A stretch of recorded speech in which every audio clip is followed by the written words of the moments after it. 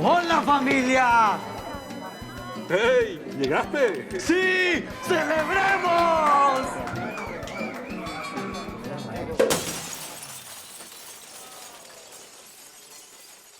¿Necesita un adelanto salarial SOS? Si recibe su salario con Davivienda, adelántelo en cualquier momento desde la app Davivienda El Salvador. Así de fácil. Davivienda.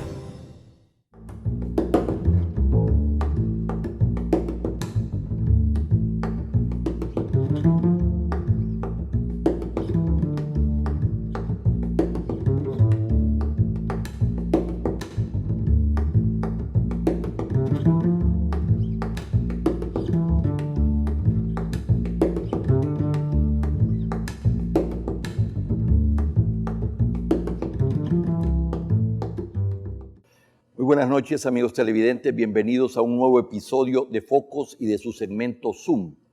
Pasado, presente y futuro de Cuba. La perspectiva de Yoani Sánchez. Durante toda la semana estuvo por primera vez en El Salvador la filóloga y periodista bloguera cubana Yoani Sánchez, ganadora de numerosos premios y reconocimientos internacionales por sus crónicas, reportajes y artículos en su blog y en el periódico digital 14 y medio, y por su detallada información y denuncia del régimen cubano próximo a conmemorar su 60 aniversario.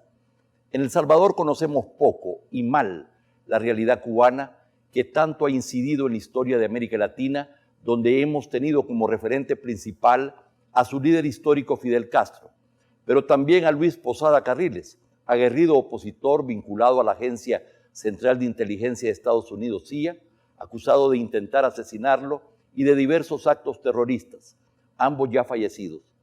Poco conocemos de la vida y opiniones de ciudadanos que se oponen al régimen por la vía pacífica, luchando de frente por el cambio. Esta noche, Yoani Sánchez comparte con nosotros su perspectiva del pasado, presente y futuro de Cuba. Yoani, bienvenida. Gracias, Alberto, por esa presentación tan completa y es un gustazo conversar contigo. Bueno, es un honor para nosotros en Focos recibirte. Es la primera vez que tú estás en El Salvador y ha sido una semana intensa. ¿Cómo te han tratado los salvadoreños? Bueno, la verdad que muy bien, y lo más interesante es que cuando hablo con ellos dicen sus opiniones sin máscara, sin tapujos y sin miedo, y eso me gusta mucho. La revolución y tú. Hay una historia de esta revolución, de este proceso que está por cumplir 6 décadas, y tú naciste en medio y pasaste de ser niña pionera, ¿verdad?, que exaltaba a Fidel desde chiquita, a una ciudadana y reportera crítica. Bueno, yo creo que yo nací cuando la revolución ya estaba muerta, porque las revoluciones no pueden durar tantos años, son un impulso, un empujón histórico, pero cuando yo nací en 1975, año del primer congreso del partido, ya la revolución estaba enterrada, anquilosada. Incluso era el año de mayor sovietización en la isla. Por tanto, fui de alguna manera hija de la revolución, pero también fui hija de un proceso que ya estaba totalmente momificado. Yo creo que de ahí nace un poco mi reverencia de ver cómo las consignas iban por un lado y la realidad por otro. Hubo un enorme impacto en Cuba de la perestroika y del glasnost de Gorbachov, y del derrumbe del bloque soviético y del socialismo real. No hay duda que esto marcó la evolución futura del sistema. Sí, sin lugar a dudas. Vimos caer el muro de Berlín.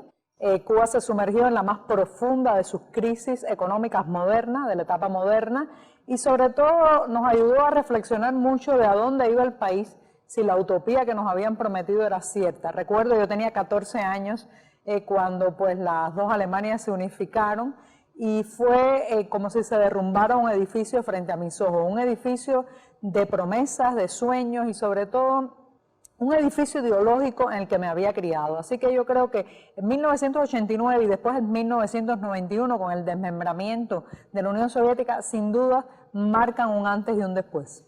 Pero esto fue porque este gran proyecto socialista liderado por la Unión Soviética en el mundo, pero con su gran referente cubano en Latinoamérica, se cayó, fue porque la ayuda soviética comenzó ya a disminuir y a desaparecer. Fueron ambas cosas combinadas. Todo, de todo un poco. Primero se cortó el subsidio soviético que había permitido a la isla mostrar unos indicadores de desarrollo que no se correspondían con nuestra economía. El gran apoyo diplomático del bloque del Este también cesó. Y por otro lado, creo que empezó una profunda decepción interna, que es lo más importante. Muchos cubanos que habían dado los mejores años de su vida para el proyecto empezaron a comprender que el camino hacia el futuro demoraba más de lo previsto, ¿no? Entiendo que, pero hasta entonces, como adolescente, tú todavía apoyabas la revolución, tenías ilusiones, y llegó un momento que cambió.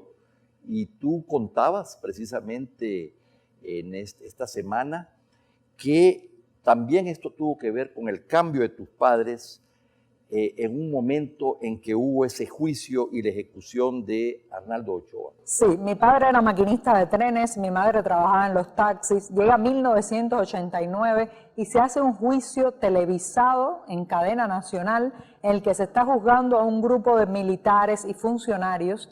Entre ellos, el que más destacaba era el general Arnaldo Ochoa. Se les estaba juzgando por un supuesto delito de narcotráfico o implicación en el narcotráfico.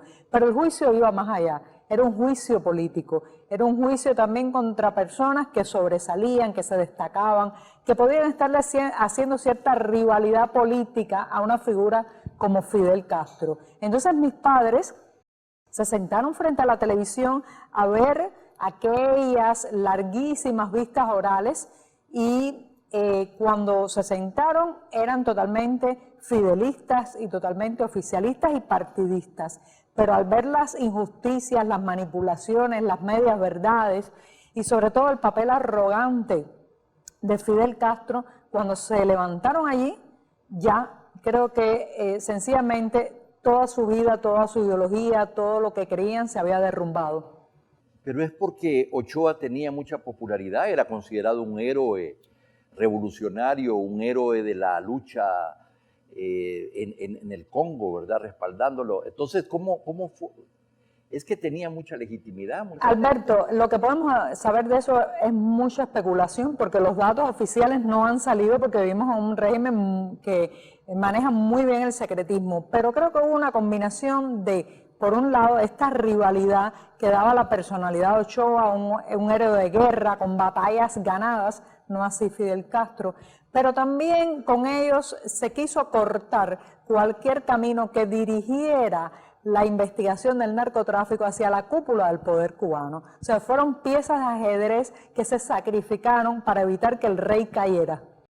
Entonces, primero este juicio y ajusticiamiento, luego el derrumbe del socialismo real. Entonces, tú comenzaste a cambiar. ¿Qué pasó? Bueno, yo hasta entonces había sido, como tú comentabas, una adolescente y una niña adoctrinada. Vi cambiar a mis padres, llegó 1994, el año de la crisis de los balseros, cuando decenas de miles de cubanos se lanzaron al mar para escapar de la crisis. Vi muchos amigos partir, vi muchos amigos morir en el estrecho de Florida, y eso me cambió porque me di cuenta que al final el gobierno cubano estaba dispuesto a sacrificar a su pueblo por preservar el poder. O sea, que estaban dispuestos a vernos partir, a vernos desfallecer de hambre, a vernos dinamitarse las familias por las carencias y las necesidades, antes que emprender una reforma acelerada, rápida y desde arriba hacia la liberalización y la democracia. Bueno, luego vino inmediatamente después la revolución digital, el Internet, y cómo nació el blog y el periódico digital. Bueno, siempre he sido una gran amante de las tecnologías, aunque como sabes mi profesión es más de las letras, de la lengua y de la información. Construí mi primer ordenador, mi primera computadora en 1994, era como un Frankenstein de piezas, y a partir de ahí creo que se vinculó la palabra y los circuitos en mi vida. Tenía tantas cosas que decir, tantas cosas que contar, que empecé a escribir. No sabía ni siquiera cómo iba a poder publicar todo aquello y apareció la magnífica herramienta de los blogs, que era perfecta. Yo era independiente, era la editora de mi medio, la directora, la censora y podía además publicar estas pequeñas viñetas. Así comenzó Generación Y. ¿En qué año y qué edad tenías? Comenzó en el 9 de abril de 2007, tenía 32 años. Ya. ¿Cómo se hace periodismo independiente en la Cuba de los Castro? Con mucha creatividad y mucho ingenio. Yo siempre he dicho que la creatividad es la capacidad de abrir una ventana donde la puerta está cerrada, y los cubanos somos especialistas en ventanas. Hemos aprendido durante décadas a encontrar todo lo que está prohibido, censurado, castigado, y asimismo la información. Entonces, ¿cómo hacer periodismo para una población que está acostumbrada a zambullirse en el mercado informal, en las redes alternativas para buscar la noticia? Hay que ser muy atrevido. Jamás un ministro te va a dar una información, las estadísticas oficiales no funcionan, pero tienes un inmenso privilegio. Puedes palpar la realidad allí donde el periodismo oficial no llega. Así que yo diría que la mezcla es valor, ingenio o creatividad, y sobre todo la capacidad de escuchar la realidad, ¿no? Bueno, y así comenzaste ya a publicar con un servidor, entiendo que desde España, y te volviste una persona muy conocida internacionalmente. Posiblemente te leen mucho más en el exterior que en la Cuba misma. Y este nivel de presencia y de seguimiento que tienen tus miles, decenas de miles de lectores, pareciera que ha sido al mismo tiempo un motivo de preocupación, pero también te ha dado cobertura, legitimidad, protección. En tu libro Cuba Libre, que apenas he comenzado yo a leer, hay una frase que me llamó la atención, que me impactó, que dice: cada persona que lee me protege, y solo la custodia de ellos me ha permitido llegar hasta aquí. Así es hasta el día de hoy. Hubiera sido impensable que alguien en la Cuba de los años 60, 70 u 80 pusiera por escrito todas estas ideas críticas, opiniones o viñetas contrarias a la verdad oficial y no terminara con los huesos en la cárcel o en un paredón de fusilamiento. ¿Por qué Yoani Sánchez puede llegar hasta aquí? ¿Por qué puede conversar contigo ahora mismo, Alberto? Por la gente que me lee, por Twitter, por Facebook, por mi blog, por el diario digital 14 y medio. Esa visibilidad, ese altavoz, esa referencia en que me he convertido no me hace intocable. Cada día tengo que vivir muchos momentos de represión, pero creo que hace al gobierno pensarse lo mejor para reprimirme de manera violenta o para desaparecerme, ¿no? Pero muchos han preguntado ya aquí esta semana en El Salvador, bueno, si realmente eres perseguida, ¿cómo es que puedes hacer esto? ¿Puedes ahora viajar? ¿Puedes regresar? Y pareciera que no te tocan. Ojalá fuera así, ojalá mi gobierno los escuche y fuera así, pero no es tan fácil. Estuve durante 10 años, no pude salir de mi isla, fue una batalla dura. Recuerdo que gané el premio Ortega y Gasset de periodismo y no pude ir a la ceremonia. Me convertí en una especie de símbolo del absurdo migratorio cubano, hasta el momento en que en enero de 2013 el gobierno de Raúl Castro tuvo que hacer una reforma migratoria. Creo haber sido una de las personas que más empujó por esa reforma. A partir de ahí he podido salir, pero eso no ha quitado que a veces cuando entro y salgo me llaman a contar, me advierten las cosas que no puedo decir, revisan mi equipaje, y tampoco ha eliminado lo que puedo llamar el círculo de vigilancia, persecución, satanización social, amenazas a mis amigos que vivo cada día. Pero sin embargo, Alberto, yo prefiero ser sujeto informativo y no objeto informativo. Por eso, en lugar de estar narrando mis heridas, las desgarraduras, los peligros, prefiero enfocarme en lo que vive mi realidad, ¿no? Los indicadores sociales de Cuba, comparados con el resto de América Latina, en general hay una gran distancia. Vamos a hablar de este tema cuando regresemos de este corte comercial.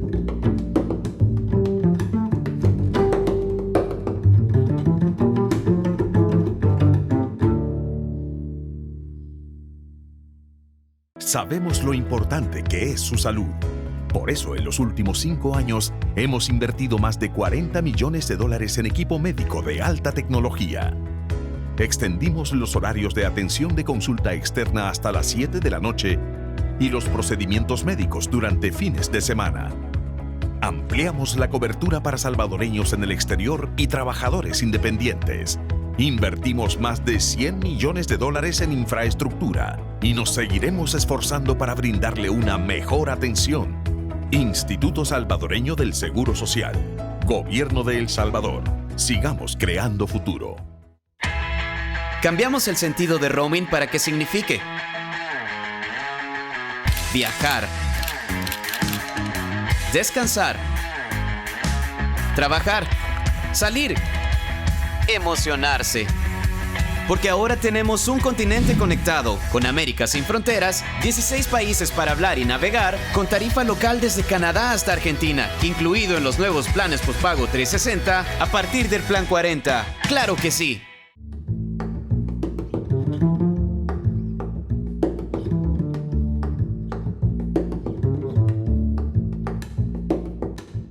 Pasado, presente y futuro de Cuba, conversando con la bloguera, periodista cubana tan reconocida a nivel internacional, que por primera vez ha venido a El Salvador y ha tenido una agenda muy intensa esta semana, Yoani Sánchez.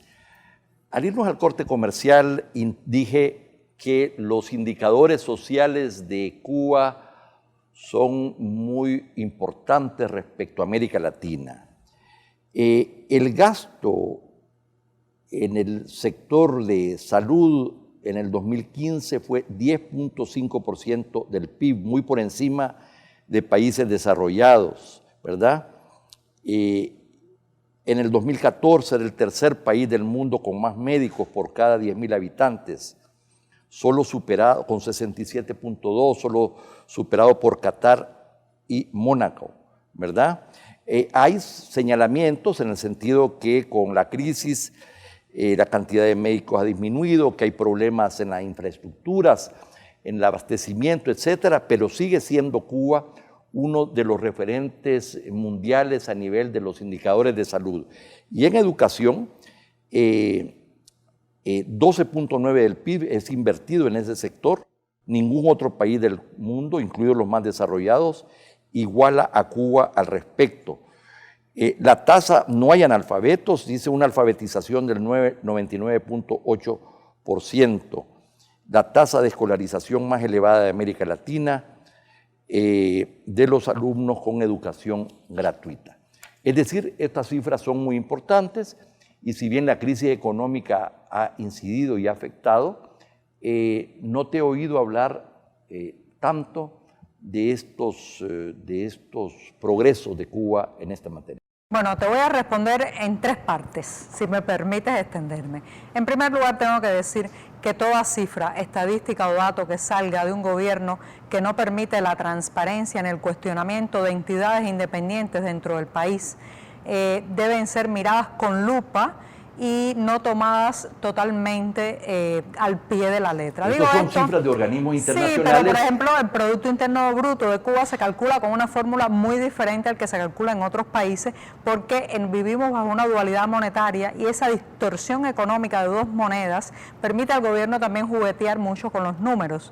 Y también en ese Producto Interno Bruto incluye elementos que no se incluyen en fórmulas en otros países. Por tanto, yo cuestiono toda cifra que sale de un gobierno que no permite que sea cuestionado desde dentro, que no permite a la sociedad participar en la creación o en la observancia de esas estadísticas. Segundo, debo decir que todas las estadísticas están dadas por números, cifras de cantidades, volúmenes, pero no miden la libertad. Si midiéramos la libertad, probablemente Cuba sería uno de los países que estuviera más lejos en la escala. Sí, o sea, no me estoy refiriendo a la libertad, sino que a los indicadores sociales. Bien, pero te dije que te iba a responder en tres partes, voy por la segunda. Entonces, en el tema del indicador de calidad de vida, yo creo que despojar al individuo de las satisfacciones que da la posibilidad de asociarse libremente, participar en la política, expresarse, no ir a la cárcel por una opinión, deberían ser más tenidos en cuenta y ubicarían a Cuba muy lejos en la lista. Y tercero, yo creo que mi país tiene una infraestructura muy extendida de educación y salud que se fabricó, se construyó, se edificó con el subsidio soviético. No respondía a nuestros avances económicos, pero la Unión Soviética podía levantarlo. Cuando viene la crisis y la URSS se desarma, todo eso empieza a caer en crisis. Y ese número de médicos, por ejemplo, per cápita, no significa que todos esos médicos estén en Cuba. Muchos de ellos, más de 50.000, están en misión por el mundo. Entonces no son las cifras reales. Y por otro lado, cuando unos padres ingresan a un hijo en un hospital, tienen que llevar desde la almohada hasta el tomacorriente para la electricidad, pasando por el ventilador, hasta quizás los regalos para todos los médicos, porque no hay una dignificación de la profesión. Entonces, yo creo que sí que es muy bueno que tengamos una extensiva infraestructura, pero ojo, esa estructura está en crisis y está basada en algo muy cercano al trabajo esclavo. En los índices sobre libertades, sobre derechos humanos, sobre democracia, Cuba sale muy mal. Pero el Índice de Desarrollo Humano de Naciones Unidas no incorpora este aspecto de la libertad, pues así está hecho el índice. Mal por Naciones Unidas. Pero es un referente y Cuba tiene el puesto 73 en el ranking que pide el Índice de Desarrollo Humano, muy por encima de los más importantes y desarrollados países latinoamericanos. Me temo que ese índice va a cambiar cuando haya libertad de prensa y capacidad de cuestionar a las instituciones. Bueno, efectivamente, Cuba no pareciera poder vivir sobre sus propios medios. Fue subsidiado por la Unión Soviética. Cuando la Unión Soviética y el socialismo real se derrumbaron, ahí llegó Chávez y la ayuda venezolana después de un periodo de vacas flacas, de, ¿cómo se llamó la etapa especial? Periodo especial es un eufemismo para decir crisis profunda. El periodo especial, ¿verdad? Y luego, ahora ha entrado en crisis Venezuela, ¿verdad? Una profunda crisis. Y el tema es quién va a asumir el subsidio de la economía cubana. Habían esperanzas, expectativas con la apertura de relaciones diplomáticas con los Estados Unidos, liderados por Obama, pero pareciera que esto se ha cerrado. El régimen dice que el problema de la economía cubana es el bloqueo histórico de los Estados Unidos. Bueno, más que bloqueo, a mí siempre me gusta precisar que es mejor embargo, porque bloqueados no estamos. Alrededor de la isla no hay cientos de barcos rodeando, impidiendo que entre un grano de arroz. O sea, Cuba puede comerciar con cualquier país del mundo, excepto con Estados Unidos, aunque también hay en eso algunas flexibilizaciones. La mayor parte del pollo congelado, la harina, el aceite que se consume en Cuba viene ahora mismo de Estados Unidos, porque sí es posible comprar alimentos allí. Ahora bien, hablas de la economía. ¿Por qué una isla llena de gente talentosa, creativa, con muchísimos profesionales graduados de la universidad, con una tierra fértil, con muchísimas posibilidades para desarrollar cualquier industria, ¿por qué tenemos que estar dependiendo de que algún otro país nos adopte como un niño pequeño y nos mantenga? Por la disfuncionalidad del sistema que se ha instaurado, que se convierte en una camisa de fuerza para las fuerzas productivas, valga la redundancia. Y entonces trae como consecuencia que nosotros no podamos crear nuestra propia riqueza, que el 80% de los alimentos que consumimos tenga que venir de fuera, siendo una isla que era un vergel de frutas, que tenía una ganadería desarrollada, una agricultura, estamos ahora prácticamente, por ejemplo, sin limones. ¿Tú te imaginas una isla en el trópico donde tener un limón es algo lujoso? Entonces, los Estados Unidos, evidentemente hubo un proceso de deshielo diplomático que generó ciertas esperanzas, ahora está frenado. No creo que la responsabilidad del frenazo sea solamente de Donald Trump. El gobierno cubano tuvo miedo de ir muy rápido y el resultado es que ahora no sabemos cómo vamos a salir de este atolladero. Yo tengo una respuesta. Si el gobierno cubano ahora mismo implementa una serie de reformas aperturistas hacia la economía interna, y no solamente lo hace a una velocidad, sino una profundidad que impacta en la sociedad, yo creo que así empezaríamos a salir del hueco. Bueno, el fin de la generación histórica, hay unos octogenarios, no sé si quedan 3 o 4, pero ya retirándose, y eso presenta una limitada legitimidad y fuerza del nuevo presidente Díaz-Canel y de la nueva generación en el poder, que no son vistos como los líderes históricos por cuenta propia, por mérito propio. Y si por otro lado no hay quien subsidie ya más a Cuba, los chinos pareciera que no se están animando. No quieren comprar ese problema. No quieren comprar ese problema. Y entonces, claro, la gran pregunta es, ¿qué va a pasar en Cuba? Te oí decir algo muy interesante que hace sentido, que en el periodo especial Fidel comenzó a abrir la economía, a permitir que hubiera inversión privada, pero el apoyo de Chávez y el subsidio extraordinario de más de 10.000 millones de dólares anuales de Venezuela volvió a cerrar las posibilidades de liberar la economía. Claro, porque todas esas flexibilizaciones que incluyeron, por ejemplo, Alberto, la apertura al sector privado, que en Cuba se llama de manera eufemística sector por cuenta propia, la capacidad de los cubanos de poder abrir un pequeño negocio, la inversión extranjera, la apertura de algo tan sencillo como un mercado agrícola, donde poder comprar plátanos, limones, carne de cerdo, todo eso fueron flexibilizaciones de los 90 debido a la crisis. Después de un frenazo apareció San Chávez para mantener la economía nacional, y entonces lo que retomó Raúl al llegar oficialmente al poder en febrero del 2008 fueron esas flexibilizaciones que ahora mismo están un poco estancadas, porque el oficialismo tiene miedo seguir profundizándola por algo muy sencillo, no quiere ver emerger una clase media. Quizás para no ver más contrastes sociales, pero sobre todo porque le teme a una clase media que se empodere y quiera hacer algo más que economía, quiera hacer política, ¿no? Bueno, pero si no vas a tener un apoyo ya internacional y Cuba no desarrolla el capitalismo, abre la economía, establece otro tipo de relaciones con el Occidente y con Estados Unidos, ¿cómo va a sobrevivir ese gobierno y cómo se va a legitimar la nueva dirección, la nueva generación en el poder? Bueno, Miguel Díaz-Canel, que como sabes es el nuevo presidente cubano desde abril de este año, es una gran incógnita, nadie sabe exactamente cómo piensa, se muestra como un hombre muy continuista, muy rígido, muy apegado a los manuales del castrismo clásico, pero podría ser también alguien que impulsara cambios. ¿Por qué? Por algo muy pragmático. El país no puede sostenerse como está, no aparece otro mecenas y no creo que tengan una postura numantina de sacrificarnos a todos, ¿no? Entonces, no es de descartar que en los próximos meses se abran algunas posibilidades económicas, aunque todavía no han dado ninguna señal. Y para eso creo yo que es de vital importancia que la generación histórica desaparezca del escenario. Mientras estén observando tras la nuca de Miguel Díaz-Canel, es muy difícil que le emprenda esos cambios, ¿no? Bueno, el otro tema es si Raúl Castro lo va a respaldar en algunas iniciativas. Él hizo unas declaraciones diciendo que esto no es ruptura, sino que es continuidad. Eso es para proteger su cuello, pero además Raúl Castro, Alberto, tiene 87 años. No creo que pueda por mucho tiempo más estar supervisando demasiado las cosas. Bueno, ¿cuáles entonces los escenarios del futuro que tú ves?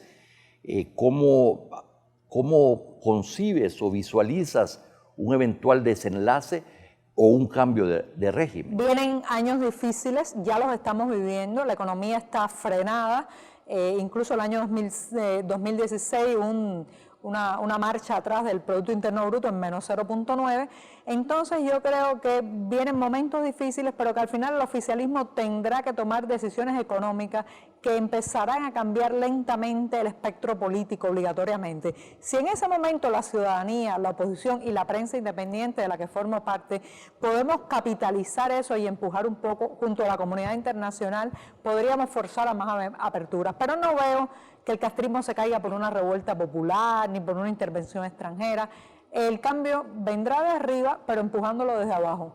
Te veo como un intelectual, como una periodista y una ciudadana comprometida, pero me imagino más de alguien te ha de haber hecho la pregunta si en un futuro, como ha sido el caso de varios periodistas, tendrías la posibilidad, la tentación de insertarse a la política para transformar también por esa vía tu país. No, la verdad que no. Me falta cinismo para hacer política y prefiero empujar como ciudadana y como periodista. Joanny, ha sido un gusto tenerte en Focos y en El Salvador.